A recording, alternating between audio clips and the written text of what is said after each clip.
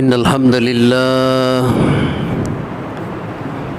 لله نحمده ونستعينه ونستغفره ونؤمن به ونتوكل عليه ونعوذ بالله من شرور أنفسنا ومن سيئات أعمالنا من يهده الله فلا مضل له ومن يضلله فلا هادي له ونشهد أن لا إله إلا الله وحده لا شريك له ونشهد أن محمدا عبده ورسوله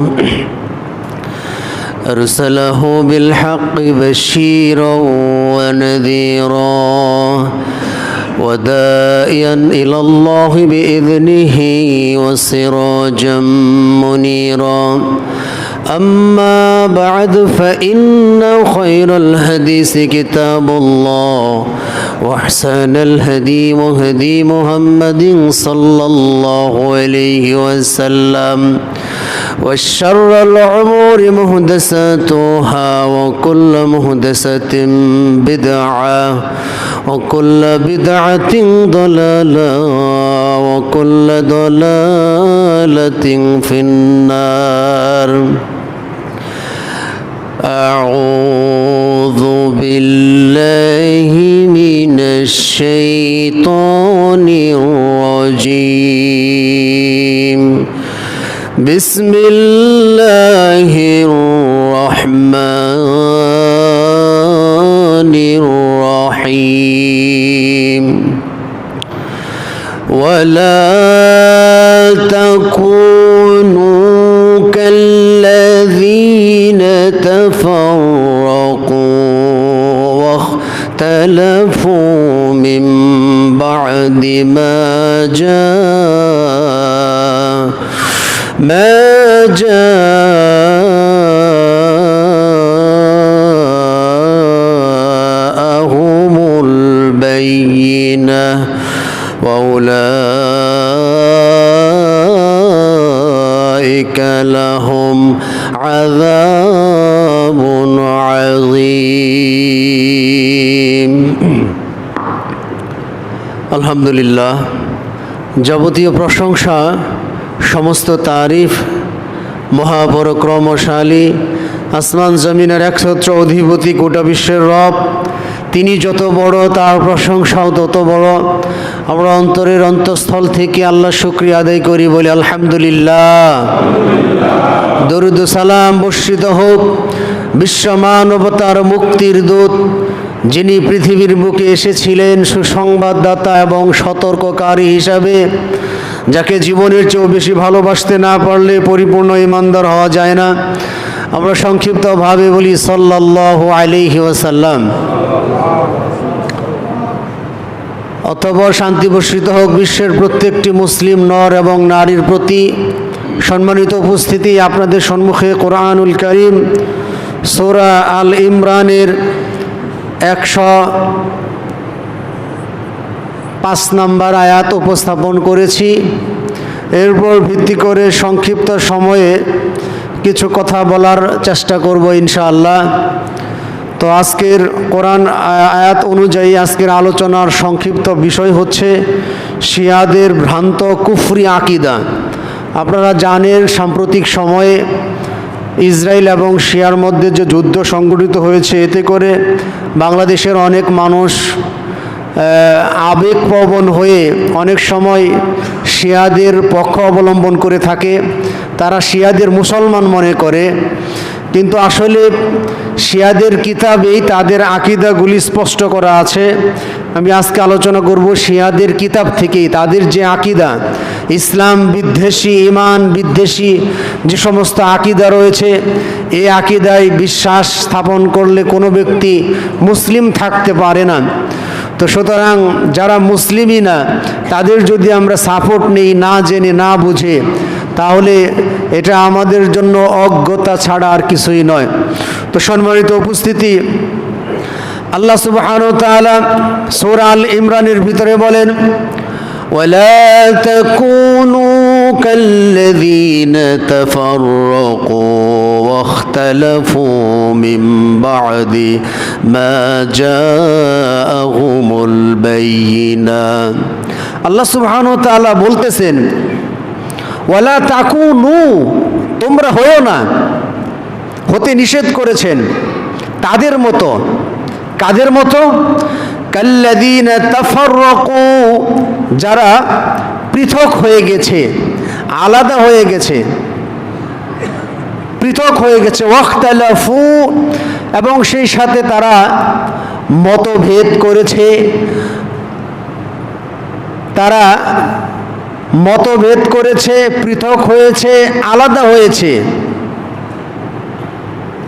মিন বাদি মা জাআহুমুল বায়িনাহ তাদের কাছে সুস্পষ্ট কোরআন এবং হাদিসের দলিল আসার পরেও যারা মতভেদ করেছে যারা পৃথক হয়েছে যারা আলাদা হয়েছে যারা দল সৃষ্টি করেছে যারা ইসলাম কবুল করেনি যারা ইসলাম সত্য ধর্ম বাকি যত ধর্ম রয়েছে সব ধর্ম নয় সবগুলি হচ্ছে বাতিল ধর্ম আমরা বলে থাকি যে ইসলাম শ্রেষ্ঠ ধর্ম আমি ইসলাম শ্রেষ্ঠ ধর্ম এইভাবে বলবো না আমি বলবো ইসলাম একমাত্র গ্রহণযোগ্য আল্লাহর কাছে মনোনীত আল্লাহর কাছে কবুলযোগ্য একমাত্র সত্য ধর্ম বাকি যত ধর্ম রয়েছে সব ধর্ম হচ্ছে বাতিল ধর্ম ওই ধর্মগুলি যদি আমরা ইসলামকে শ্রেষ্ঠ ধর্ম বলি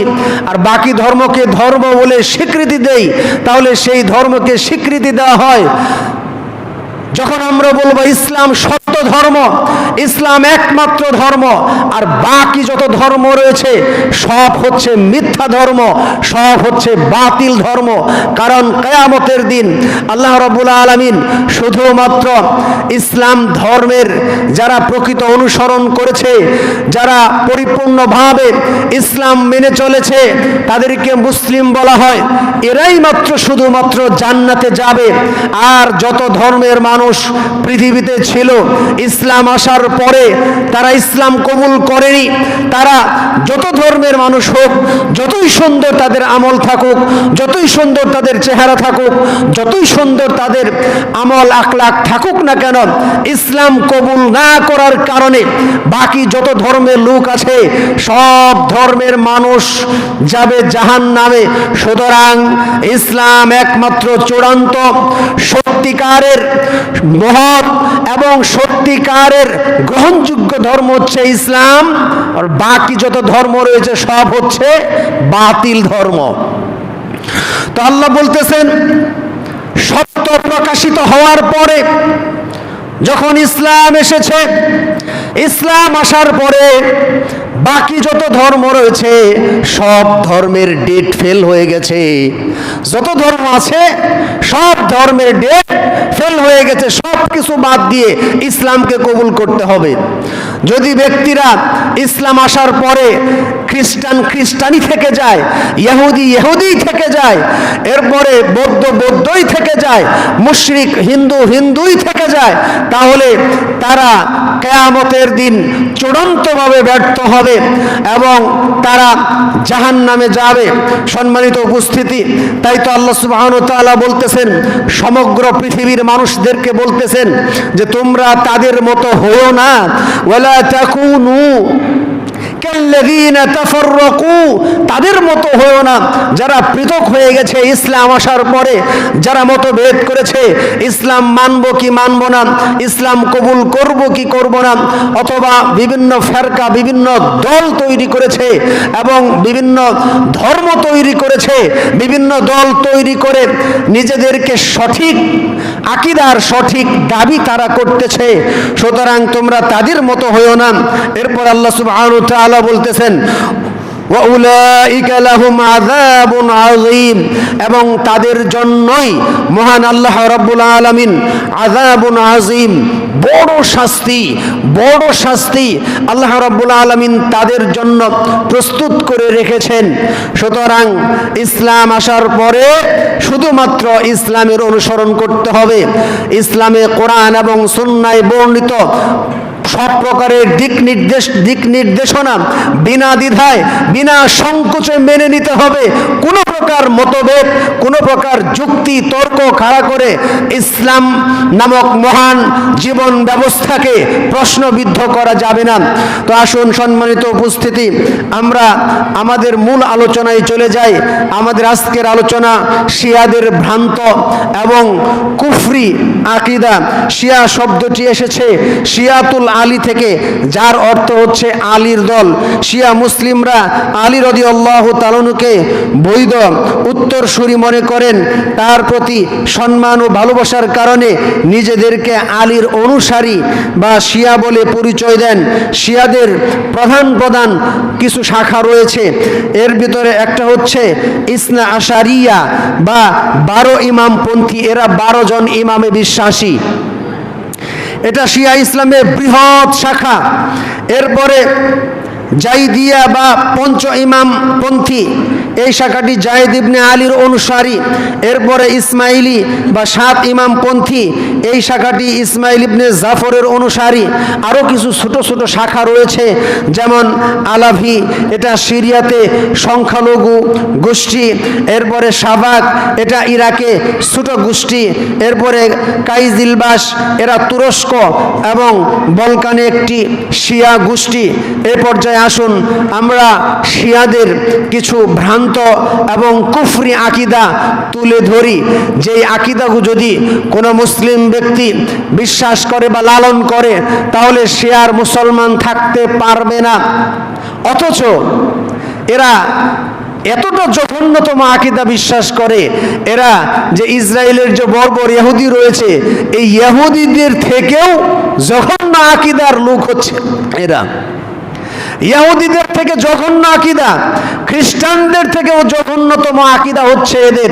একজন ইহুদি ইসলাম গ্রহণ করার পূর্বে তাকে দাওয়াত দেওয়ার পরে সে যদি ইসলাম গ্রহণ করে, তবে তাকে মানুষ মুসলিম মনে করে।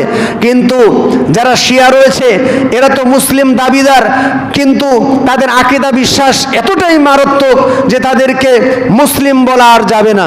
তো সম্মানিত উপস্থিতি, আমরা সংক্ষিপ্তভাবে আজকে কিছু কুফরি আকীদা আমরা আলোচনা করার চেষ্টা করব ইনশাআল্লাহ। 1 নম্বর আকীদা হচ্ছে শিয়াদের প্রথম 1 নম্বর আকীদা, আল্লাহ তাআলা জিবরাইল আলাইহিস সালামকে ওহী দিয়ে আলী রাদিয়াল্লাহু তাআলার কাছে পাঠাইছেন, কিন্তু জিবরাইল আলাইহিস সালাম ভুল করে মুহাম্মদ সাল্লাল্লাহু আলাইহি সাল্লামের নিকট অবতীর্ণ করেছেন। নাউজুবিল্লাহ বলেন। তা আমাদের ইসলাম ধর্মের সর্বশ্রেষ্ঠ নবী, সর্বশেষ নবী মুহাম্মদ রাসূলুল্লাহ সাল্লাল্লাহু আলাইহি ওয়াসাল্লাম, তার কাছেই মূলত ওহী এসেছে। ওহী নাজিলের ঘটনা, ওহী ভিত্তিক নাজিল ভিত্তিক যে হাদিসগুলি রয়েছে বিদ্যমান আছে, মুহাম্মদ সাল্লাল্লাহু আলাইহি ওয়াসাল্লামের কাছেই ওহী নাজিল হয়েছে। কিন্তু তাদের আকীদা হচ্ছে ওহী নাজিল হবে আলীর কাছে, আলী রাদিয়াল্লাহু তাআলার কাছে ওহী নাজিল হবে। সেই ওহী আলীর কাছে নাজিল না হয়ে মুহাম্মদ সাল্লাল্লাহু আলাইহি সাল্লামের কাছে হয়েছে। এটা হচ্ছে 1 নম্বর আকীদা। তাহলে আপনারা বলুন, কেউ যদি আমাদের নবীকে নবী মনে না করলো, সে আবার মুসলিম হলো কিভাবে? আমি যে কথাটা বললাম, এটা হচ্ছে তাদের কিতাব আল মুনিয়া ওয়াল আমাল শারঈল মিলাল ওয়ানিহাল, তাদের একটা বই, এটা 30 পৃষ্ঠার ভিতরে এই কথাটা লেখা আছে। এরপরে 2 নম্বর বিষয়, শিয়াদের শায়েখ ও কর্তব্য ব্যক্তিরা এই বিশ্বাস রাখে যে কোরআনে অনেক ত্রুটি বিচ্যুতি ভুল ত্রুটি রয়েছে। শিয়াদের আকীদা কি? কোরআনে কি আছে? ভুল আছে। অথচ আল্লাহ সুবহানাহু ওয়া তাআলা কোরআনুল কারীমের শুরুতে সূরা বাকারার ভিতরে আপনারা সবাই জানেন, যালিকাল কিতাবু লা রাইবা ফীহি হুদাল লিল মুত্তাকিন। আল্লাহ রাব্বুল আলামিন চ্যালেঞ্জ করে বলেছেন, যালিকাল কিতাব, এই কিতাব বা ওই কিতাব যেটার ভিতরে লা রাইবা ফীহি, কোনো প্রকারের সন্দেহ নাই, ভুল নাই, ত্রুটি নাই, বিচ্যুতি নাই, নির্ভুল একটা কিতাব। অথচ তাদের বিশ্বাস এই কোরআনে ভুল আছে, অর্থাৎ আল্লাহ বলেছে ভুল নাই আর তারা বলতেছে ভুল আছে। তাহলে তারা কিভাবে মুসলমান হলো যে আল্লাহর কিতাবকে নিঃসংকোচে বিনা দ্বিধায় মেনে নিতে হয়, সেটাকে মেনে না নিয়ে উল্টো তারা বলতেছে আল্লাহর কিতাবে ভুল আছে। আল্লাহ সুবহানাহু ওয়া তাআলা সূরা সাজদার ভিতরে বলেন, তানজিলুল কিতাবি লা রাইবা ফীহি মির রাব্বিল আলামিন। এই কিতাব তোমার রবের পক্ষ থেকে তোমার উপর অবতীর্ণ হয়েছে, এতে কোনো প্রকারের ভুল নাই, ত্রুটি নাই, বিচ্যুতি নাই। সুবহানাল্লাহ বলেন। অথচ তাদের আকীদা কি? কোরআনের ভিতরে ভুল আছে। এরপরে আকীদা হচ্ছে তাদের ইমামরাই আল্লাহ ও মানুষের মাঝে মধ্যস্থতাকারী। নাউজুবিল্লাহ। তাদের যে ইমাম, 12 ইমামে বিশ্বাসী, 7 ইমামে বিশ্বাসী, 5 ইমামে বিশ্বাসী, তারা যে বিশ্বাস করে এই ইমামরা নাকি আল্লাহ এবং বান্দার মাঝে মধ্যস্থতাকারী। মানে বান্দা এমন অপরাধ করছে যেই অপরাধ আল্লাহ সরাসরি মাফ করতে চায় না, এখন মাফ করার জন্যে তাদের ইমামকে ধরতে হয়।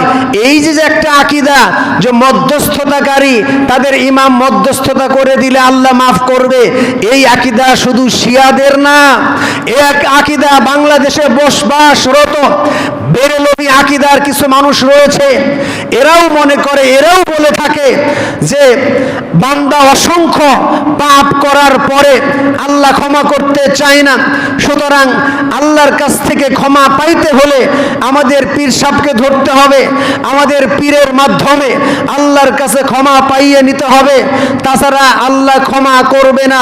তাহলে এই যে আকীদা, যে আকীদা শিয়াদের, এই আকীদা আমাদের দেশের এক শ্রেণীর বেরলভি আকীদার মানুষের, যে বান্দা অসংখ্য পাপ করলে আল্লাহ ক্ষমা করে না, পীর ধরবে, পীর তাকে অনুনয় বিনয় করে আল্লাহর কাছে ক্ষমা পাইয়ে দিবে বা মাপ পাইয়ে দিবে, এজন্য তারা পীরের মুরিদ হয়। তাহলে শিয়াদের যে আকীদা আর এই দেশের বেরলভি আকীদার ভণ্ড পীরদের আকীদার মধ্যে কোনো প্রকারের পার্থক্য নাই।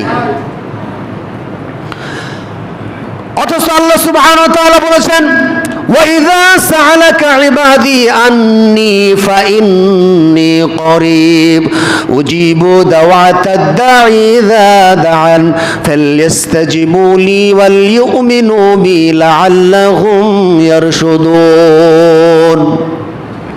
আল্লাহ সুবহানাহু ওয়া তাআলা আমাদের নবী মুহাম্মদ সাল্লাল্লাহু আলাইহি সাল্লামকে বলছেন, নবী, তারা যখন আল্লাহ সম্পর্কে প্রশ্ন করবে, জিজ্ঞাসা করবে, তখন তুমি তাদেরকে বলে দাও, ইন্নী করিব, নিশ্চয় আমি আল্লাহর নিকটেই।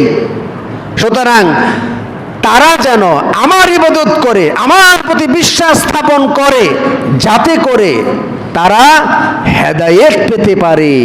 এই আয়াতে আল্লাহ সুবহানাহু ওয়া তাআলা সরাসরি আল্লাহর কথা বলে দিলেন। সরাসরি নবী আপনি বলে দিন।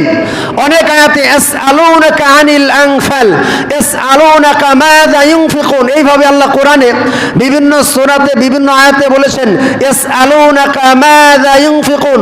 নবী, তারা আপনাকে প্রশ্ন করবে তারা কিসে ব্যয় করবে, তারা আপনাকে গনিমতের মাল সম্পর্কে প্রশ্ন করবে। কুল, নবী আপনি বলে দিন। এরপরে আয়াত বলা হয়েছে আপনি বলে দিন। কিন্তু যখন আল্লাহর প্রশ্ন এসেছে, যখন তারা আপনাকে আমার সম্পর্কে জিজ্ঞাসা করবে, তখন আর কুল না, আল্লাহ সরাসরি বলে দিচ্ছেন যে নিশ্চয় আমি আল্লাহর নিকটে। সুবহানাল্লাহ। তো এখান থেকে বোঝা যাচ্ছে আল্লাহকে পেতে চাইলে কোনো প্রকারের মাধ্যমের দরকার নাই। আপনি পাপ করেছেন, আল্লাহ আপনার পাপ জানেন, আল্লাহ আপনার জন্য যথেষ্ট। কোনো প্রকারের পীর, কোনো প্রকারের ভণ্ড, এদের মুরিদ হয়ে এদের কাছ থেকে এদেরকে হাদিয়া তওবা উপটোকন দিয়ে, এরপর মোটা অঙ্কের টাকা দিয়ে এদের মাধ্যমে মাপ পাইতে হবে, এই ধরনের আকীদায় যারা বিশ্বাসী, এদের আকীদা আর শিয়াদের আকীদার ভিতরে কোনো প্রকারের পার্থক্য নাই। এরপরে তাদের আকীদা হচ্ছে ইমামদের কবরের দিকে হজ করা কাবায় হজ করার থেকেও গুরুত্বপূর্ণ। নাউজুবিল্লাহ। ইমাম, তাদের যে ইমাম, শিয়াদের যে ইমাম আছে, এদের কবরের দিকে হজ করা আর কাবায় যে আমরা হজ করতে যাই, এই হজ করার থেকেও নাকি গুরুত্বপূর্ণ। নাউজুবিল্লাহ। এ হচ্ছে তাদের আকীদা। এরপরে তাদের আকীদা হচ্ছে 5 নম্বর, যে ব্যক্তি হুসাইনের কবর জিয়ারত করলো সে যেন আরশে আল্লাহ তাআলার জিয়ারত করলো। নাউজুবিল্লাহ। আরেকটা তথ্য দিই আপনাদের। তথ্য হচ্ছে সাহাবায়ে কেরাম, এদের নাম শোনার পরে রাদিয়াল্লাহু আনহু বলতে হয়, আপনারা জানেন। কিন্তু আপনারা জানেন যে এই দেশে শিয়ারা কিভাবে দাওয়াতি কাজ করেছে। যখন হাসান রাদিয়াল্লাহু আনহু এবং হুসাইন রাদিয়াল্লাহু আনহুর কথা আসে, তখন তারা এই হাসান এবং হুসাইনের পূর্বে তারা বলে যে ইমাম হাসান ইমাম হুসেন। এরকম কথা আপনারা শুনছেন কি শুনেন নাই? মানে হাসান হুসাইনের কথা আসলেই তার আগে বলে নেয় যে ইমাম হাসান আর ইমাম হুসেন। এটাও কিন্তু শিয়াদের পরিভাষা। হাসান রাদিয়াল্লাহু আনহু, হুসাইন রাদিয়াল্লাহু আনহু, সুতরাং এর আগে ইমাম যোগ করতে হবে। কেন? ওই যে তারা যে আলীকে প্রাধান্য দেয়, আলীর ছেলে সে ইমাম, ও ইমাম। এইভাবে তারা মানে শব্দগতভাবে শিয়া আকীদা আমাদের সমাজে ঢুকিয়ে দিয়েছেন। সম্মানিত উপস্থিতি, এরপরে তাদের 6 নম্বর ভ্রান্তিকর আকীদা হচ্ছে তাদের মতে হুসাইন রাদিয়াল্লাহু আনহু এর মাটি সকল রোগের জন্য শিফা। তাদের মতে হুসাইন রাদিয়াল্লাহু আনহুর কবরের যে মাটি আছে, এই কবরের মাটি নাকি সকল রোগের শিফা। এ হচ্ছে তাদের আকীদা। আসলে মানুষের বিশ্বাস, মানুষের আকীদা, এটা যদি একবার বিশ্বাস হয়ে যায় তাহলে ওই বিশ্বাস থেকে ফিরে আসতে অনেক কষ্ট হয়। আমরা জানি আমাদের পার্শ্ববর্তী মুশরিকরা গরুর মানে গাভীর কি খায়? গাভীর সোনা খায়, গাভীর মানে গোবর খায়। এর কি বিশ্বাস তাদের? তারা মনে করে এই সোনা খাইলে এদের অনেক বরকত আছে, এই গোবর খাইলে এটা তাদের অনেক বরকত আছে। এটা হচ্ছে তাদের বিশ্বাস। আপনি এই বিশ্বাস কিভাবে খণ্ডন করবেন? এটা তাদের বিশ্বাস।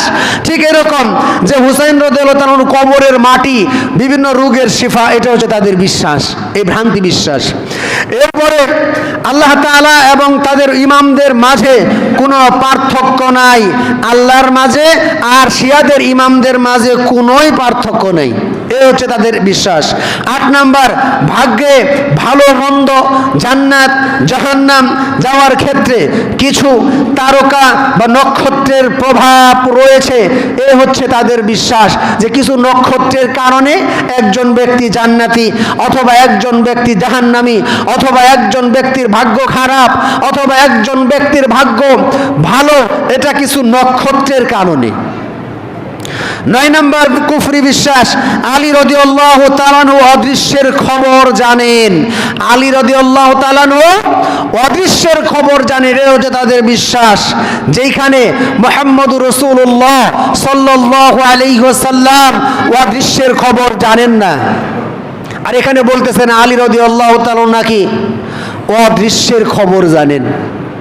তো আমার প্রশ্ন হচ্ছে, আলী রাদিয়াল্লাহু তাআলা আনহুকে হত্যা করেছিল ও শিয়ারাই আলীকে হত্যা করেছে।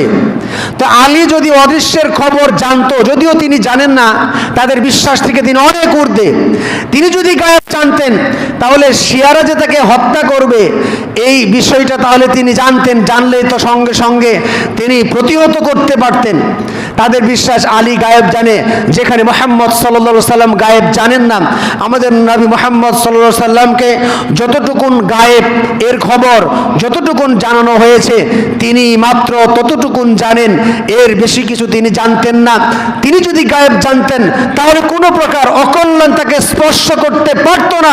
আমরা জানি মুহাম্মদ সাল্লাল্লাহু আলাইহি সাল্লামকে জাদু করা হয়েছিল, মুহাম্মদ সাল্লাল্লাহু আলাইহি সাল্লামকে জাদু করে তাকে অসুস্থ করে দেওয়া হয়েছিল, মুহাম্মদ সাল্লাল্লাহু আলাইহি সাল্লামকে বিষ মিশ্রিত ছাগলের গোশত খাইতে বলা হয়েছিল, এবং কি তিনি মুখেও দিয়েছিলেন। তিনি যদি গায়েবে জানতেন তাহলে তো ওই গোশত খাওয়ার দরকার পড়ে না।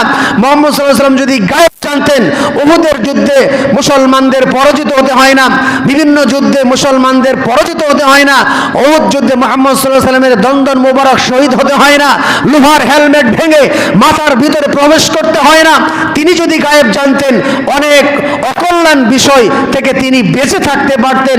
সুতরাং মুহাম্মদ সাল্লাল্লাহু আলাইহি ওয়াসাল্লামই গায়েব জানে না কোথায় আলী রাদিয়াল্লাহু তাআলা আনহু, এই হচ্ছে তাদের বিভ্রান্তিমূলক কথা। অথচ আল্লাহ সুবহানাহু ওয়া তাআলা বলেন ওয়াইনদাহু মাফাতিহুল গায়ব, অর্থাৎ আল্লাহর কাছে রয়েছে অদৃশ্যের চাবিকাঠি, লা ইয়ালামুহা ইল্লা হুয়া, আর এই অদৃশ্যের খবর আল্লাহ রাব্বুল আলামিন ছাড়া আর কেউ জানেন না। এটা হচ্ছে কোরআনের আয়াত। এরপরে 10 নম্বর বিভ্রান্তিকর আকীদা হচ্ছে আলী রাদিয়াল্লাহু তাআলা আনহু মৃত ব্যক্তিকে জীবিত করতে পারতেন। তাদের বিশ্বাস আলী রাদিয়াল্লাহু আনহু মৃত ব্যক্তিকে জীবিত করতে পারতেন। এ হচ্ছে কুফরি আকীদা, অর্থাৎ মৃত ব্যক্তিকে জীবিত করার ক্ষমতা সাময়িকভাবে যদি আল্লাহ সুবহানাহু ওয়া তাআলা কাউকে দিয়ে থাকেন, তিনি মাত্র সাময়িকের জন্য জীবিত করতে পারতেন, কিন্তু কেউ মৃতকে জীবিত করতে পারবে না। যদি জীবিত করতে তাহলে আমাদের নবী মুহাম্মদ সাল্লাল্লাহু আলাইহি সাল্লাম কি করতেন?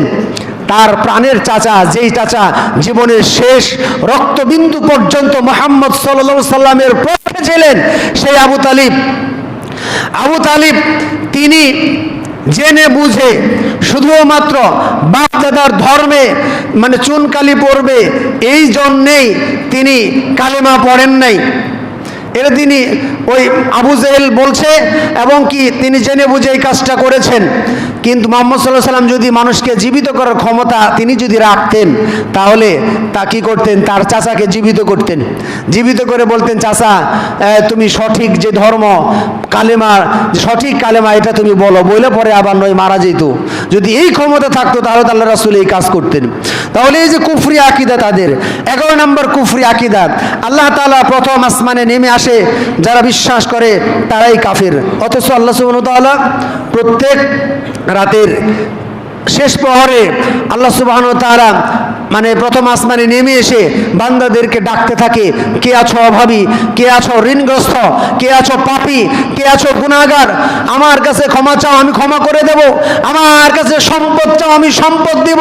এইভাবে আল্লাহ সুবহানাহু ওয়া তাআলা প্রথম আসমানে নেমে এসে আল্লাহ সুবহানাহু ওয়া তাআলা বান্দাদেরকে ডাকতে থাকেন।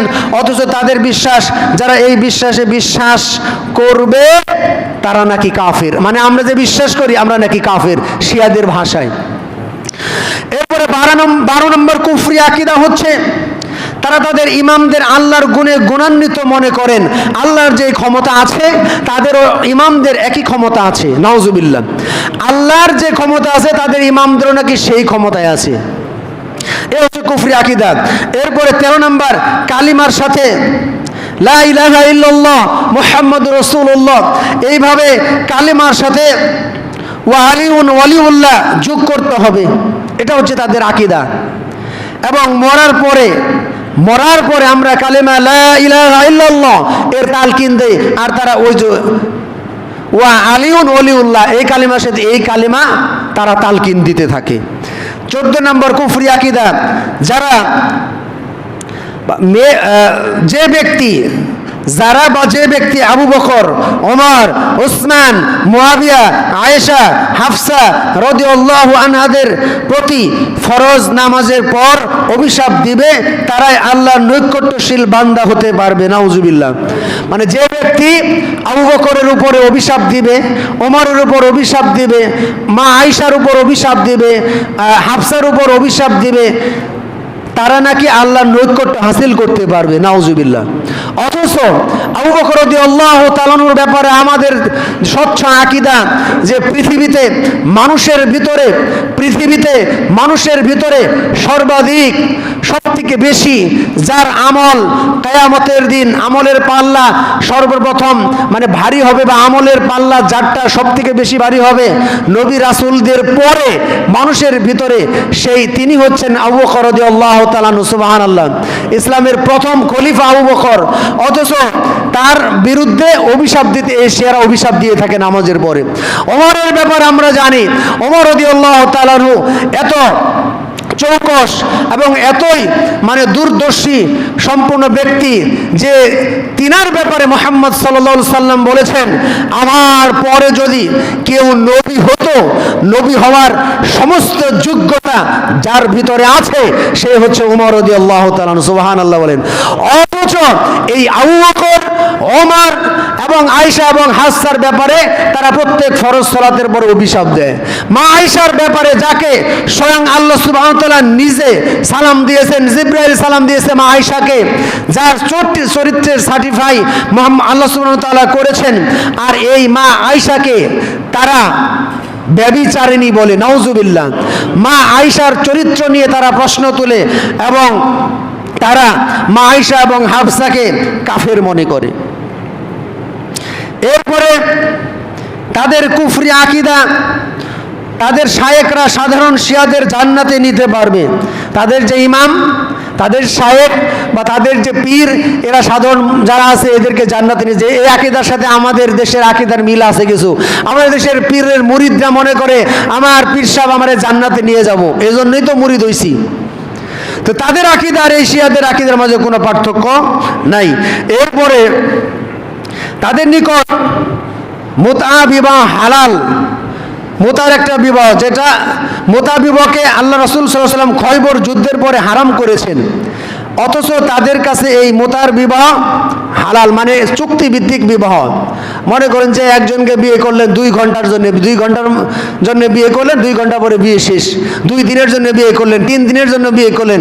এই মুতা চুক্তিভিত্তিক মুতার বিবাহ যেটা, এটা হারাম করা হয়েছে খয়বরের যুদ্ধের পরে, গৃহপালিত গাধা এবং এই মুতার বিবাহ। অথচ তারা আকীদা, তাদের যে আকীদা যে যারা মুতার বিবাহ করলো না তার ঈমানই ঠিক নেই, এটা হচ্ছে শিয়াদের আকীদা।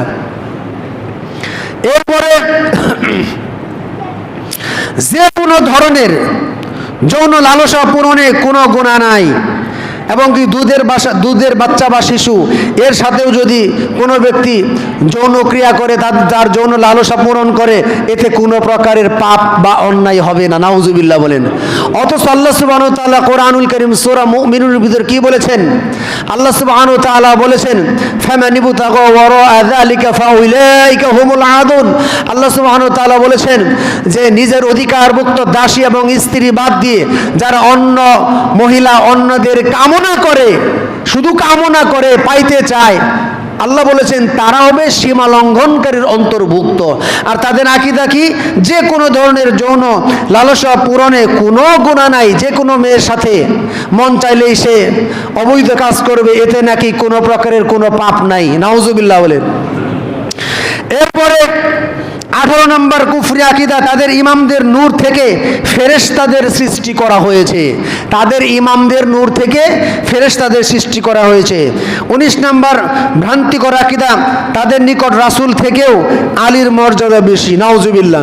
তাদের কাছে রাসূলের চেয়েও আলী রাদিয়াল্লাহু তাআলার মর্যাদা বেশি। এরপরে 20 নম্বর কুফরি আকীদা, তাদের ইমামগণ আল্লাহর নিকট থেকে প্রাপ্ত ওহী ছাড়া কথা বলে না। অর্থাৎ তাদের যে ইমাম, এই ইমামদের উপর নাকি এখনো ওহী নাজিল হয়। এই ইমামরা যা বলে সবই হচ্ছে ওহী। তাদের উপর যে ওহী নাজিল হয় ওটা কোন ওহী? শয়তানের ওহী। শয়তানের ওহী তাদের নাজিল হয়। এরপরে তাদের ইমামদের মর্যাদা স্তর এত উপরে যেখানে কোনো নবী বা ফেরেশতা পৌঁছতে পারে না, নাউজুবিল্লাহ। তাদের ইমামদের স্তর, মর্যাদা স্তর এত উপরে যেখানে নবী, রাসূল, ফেরেশতারাও পৌঁছতে পারে না। 22 নম্বর কুফরি আকীদা, মৃত ব্যক্তিকে সর্বপ্রথম আহলে বায়াতের ভালোবাসা সম্পর্কে জিজ্ঞাসা করা হবে মৃত ব্যক্তিকে। 23 নম্বর কুফরি আকীদা, হজ্জের মৌসুমে জামরাতে রাখা পাথর আবু বকর এবং ওমর এর প্রতি যেন নিক্ষেপ করা হয়। জামরায় রাখা পাথর আবু বকর আর ওমরের প্রতি যেন নিক্ষেপ করা হয়, নাউজুবিল্লাহ। 24 নম্বর কুফরি আকীদা, আবু বকর ওমর কাফের। তাদের বিশ্বাস আবু বকর এবং ওমর কাফের। তাদের যারা ভালোবাসে তারাও কাফের। যারা সাহাবী আবু বকর ওমরকে ভালোবাসে তারাও নাকি কাফের। এরপরে রাসূলের সময় ওসমান রাদিয়াল্লাহু তাআলা আনহু উপরে ইমানদার ছিল আর ভিতরে ছিল মুনাফিক। এটা হচ্ছে তাদের আকীদা। ওসমান রাদিয়াল্লাহু তাআলা আনহু রাসূলের সময় উপরে ইমানদার আর ভিতরে ছিল বলে মুনাফিক। এরপরে শিয়ারা মা আয়েশা ও হাফসা রাদিয়াল্লাহু আনহাকে কাফের মনে করে। মা আয়েশা এবং হাফসা রাদিয়াল্লাহু তাআলা আনহাকে কাফের মনে করে। এরপরে তাদের ইমামের কবর জিয়ারত করা ফরজের মতো একটি ফরজ কাজ। যে কোনো ফরজ যে ইবাদত রয়েছে এর মধ্যে একটা ইবাদত কি, তাদের ধারণা, তাদের মতে যে তাদের যে ইমামের কবর আছে, কবর মাজার আছে, এগুলো জিয়ারত করাও একটা ফরজ। তাদের অন্যতম আকীদা হচ্ছে তাকিয়া করা। অন্যতম আকীদা তাকিয়া করা। তাকিয়া মানে ছলনা করা, প্রতারণা করা, মিথ্যা মানে ধোঁকাবাজি করা। তাকিয়া করা মানে সত্যকে গোপন করে রাখা। তাদের আকীদাটা সঠিক, আকীদাকে গোপন করে রাখে, সত্যকে গোপন করে। অথচ আল্লাহ সুবহানাহু ওয়া তাআলা বলেছেন ওয়ালা তালবিসুল হাক্ক বিল বাতিল। আল্লাহ বলেছেন তোমরা সত্যকে মিথ্যার সাথে সংমিশ্রণ ঘটায় না। আর এদের আকীদাই হচ্ছে ছলনা করা, প্রতারণা করা, মানুষকে ধোঁকা দেওয়া। যেমন এই যে একটা আপনারা দেখলেন ইরান এবং ইসরায়েলের যে যুদ্ধ, এটাও একটা ছলনা, এটাও একটা প্রতারণা। তারা নিজেদের মুসলিম দাবি করে। আচ্ছা, ফিলিস্তিনে বসবাসরত যে মুসলমানরা আছে এরা কি মুসলমান না কাফের? এরা তো মুসলমান। তো তাদের যদি এতই সক্ষমতা থাকে মুসলমানদের প্রতি ভালোবাসা, তাহলে আপনার ইসরায়েল এবং ইরানের যে যুদ্ধ এটা বিরোধী দিল কেন? ফিলিস্তিনের মুসলমানদের পাখির মতো হত্যা করছে, তো তোমার মুসলমানের প্রতি যদি এতই টান থাকে তাহলে তো এই যুদ্ধ বিরতি না দিয়ে বরং ইসরায়েলকে সাথে অনবরত যুদ্ধ চালিয়ে যাওয়ার কথা ছিল। কিন্তু এটাও হচ্ছে একটা ধোঁকা, এটাও হচ্ছে একটা প্রতারণা। এরপরে তাদের বিশ্বাস কিয়ামতের পূর্বেই, মৃত্যুর পর আবার একই সুরত নিয়ে দুনিয়াতে আসবে। কিয়ামতের পূর্বে মানুষ যারা মারা যায় কিয়ামত হওয়ার আগে যেই সুরত নিয়ে মারা যায়, হিন্দুদের আকীদা এটা। হিন্দুদের আকীদা কি জানেন? পৃথিবীতে যারা অন্যায় কাজ করে এরা এই পৃথিবীতে আবার আসবে কুকুরের রূপ ধারণ করে, শূকরের রূপ ধারণ করে। যারা অন্যায় করছে তারা এই রূপ ধারণ করে আসবে, আর যারা ভালো কাজ করছে ভালো মানুষের রূপ ধারণ করে আবার পৃথিবীতে আসবে। এটা হচ্ছে হিন্দুদের আকীদা। তো শিয়াদের ওই রকমই একটা আকীদা যে কিয়ামতের পূর্বে, কিয়ামত হওয়ার পূর্বেই মানুষ যারা মারা গেছে এরা আবার আসবে। এরপরে 30 নম্বর আকীদা, তারা মনে করে প্রতিষ্ঠিত মাহদী আসার পূর্ব পর্যন্ত জুমার সালাত ওয়াজিব নয়। ইমাম মাহদী আসার আগ পর্যন্ত জুমার সালাত ওয়াজিব নয়। এবং তাদের আকীদা যে ইমাম মাহদী আলাইহিস সালাম আসার আগ পর্যন্ত পৃথিবীতে কোনো জিহাদ নেই, কোনো প্রকারের লড়াই নাই, জিহাদ নেই। এটা হচ্ছে তাদের আকীদা। তো পৃথিবীতে তাদের যে জিহাদ নাই, অথচ হাদিসে সুস্পষ্ট আছে, হাদিসে সুস্পষ্ট কথা যে জিহাদ কিয়ামত পর্যন্ত থাকবে। এই জিহাদ কিয়ামত পর্যন্ত থাকবে, হকের উপর প্রতিষ্ঠিত একটি দল। তারা কিয়ামত পর্যন্ত আল্লাহর রাহে যুদ্ধ করতে থাকবে। তারা কোনো তিরস্কারকারীর তিরস্কারকে ভয় পাবে না, তারা কারো পরোয়া করবে না, তারা আল্লাহর পথে অবিচল থাকবে এবং নিন্দুকের নিন্দাকে পরোয়া করবে না। অর্থাৎ একটা হকের পক্ষে একটা দল কোন পর্যন্ত? মাসিহ দাজ্জাল, এই দাজ্জালকে হত্যা করার আগ পর্যন্ত একটা দল আল্লাহর জমিনে, আমাদের এখানে না থাকতে পারে অন্য জায়গায় আছে, এই দেশে না থাকতে পারে অন্য দেশে আছে, পৃথিবীতে একটা দল কিয়ামত পর্যন্ত এই কুফফারদের বিরুদ্ধে যুদ্ধরত অবস্থায় একটা দল থাকবেই থাকবে, তাদেরকে নিশ্চিহ্ন করা যাবে না, নিশ্চিহ্ন করতে পারবে না। তো সুতরাং আমরা সংক্ষিপ্তভাবে শিয়াদের কুফরি আকীদা নিয়ে আলোচনা করলাম। সুতরাং আমরা যেন এই ধরনের কোনো আকীদার সাথে আমরা যেন আমাদের আকীদার কোনো মিল না থাকে, আমরা যেন শুধুমাত্র কোরআন এবং হাদিসের সঠিক যে আকীদা, এই আকীদার উপর আমরা বিশ্বাস স্থাপন করতে পারি। আল্লাহ সুবহানাহু ওয়া তাআলা আমাদের সেই তৌফিক দিক, আল্লাহুম্মা আমিন। আমাদের ইসলামে যেইভাবে বলা হয়েছে সেইভাবে আমাদের মেনে চলতে হবে। আল্লাহ রাব্বুল আলামিন আমাদেরকে ওইভাবেই মেনে চলার তৌফিক দান করুক, আমরা বলি আল্লাহুম্মা আমিন। সম্প্রতি সময়ের আরেকটা ঘটনা, যেটা না বললেই নয়, যে মুসলমান, আজকে আমরা মুসলমান দাবি করতেছি, আমরা তো ঘুমিয়ে আছি, অথচ হিন্দুত্ববাদী আগ্রাসন এখনো ঘুমিয়ে নেই। অর্থাৎ আজকের খবরে দেখলাম লালমনিরহাটে একজন নাফিদ বাবা এবং ছেলে, এ অনেক দিন যাবৎ আমাদের নবী মুহাম্মদ সাল্লাল্লাহু আলাইহি সাল্লামকে নিয়ে কটূক্তি করে আসতেছিল। মানে যেই ব্যক্তি তার কাছে চুল কাটতে যায়, ছোট বাচ্চা থেকে শুরু করে বড়, মানে যারাই চুল কাটতে যায় তাদের কাছেই মানে ইসলাম সম্পর্কে ভ্রান্তিমূলক কথা বলে, যে তোমাদের নবী কয়টা বিয়ে করছে? 11টা বিয়ে করছে। তোমাদের নবী চরিত্রটা দেখছো? আর আয়েশাকে বিয়ে করছে, কয় বছরে বিয়ে করছে? কত বড় খারাপ। এইভাবে ছোট বাচ্চা থেকে শুরু করে বড় মানুষ পর্যন্ত এদেরকে বিভ্রান্ত করার চেষ্টা করে। এরপরে ঘটনা পরে সাধারণ মানুষ এই বিষয়টা জানাজানি হওয়ার পরে তাদের দুইজনকে ধরে পুলিশে দেয়।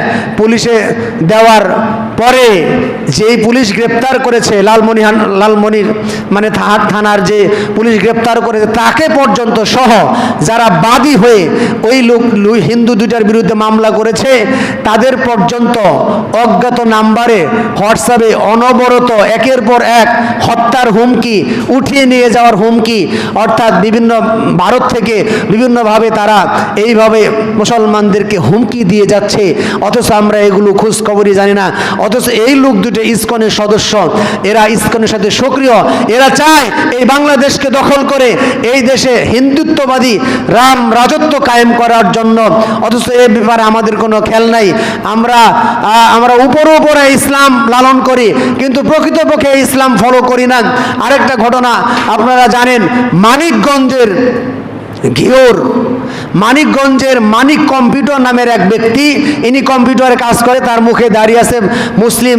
সে এই লোকটা সাথে এক চাঁদাবাজ কমিটির একজন ব্যক্তি, চাঁদাবাজ মানে চাঁদাবাজি করে, এই কমিটির এক ব্যক্তি আইসা তাকে বলতেছে যে আমার যে জমি জমা সংক্রান্ত বিষয়, এই জমি জমা খারিজ, এই বিষয়টা একটা দলিল করে দাও।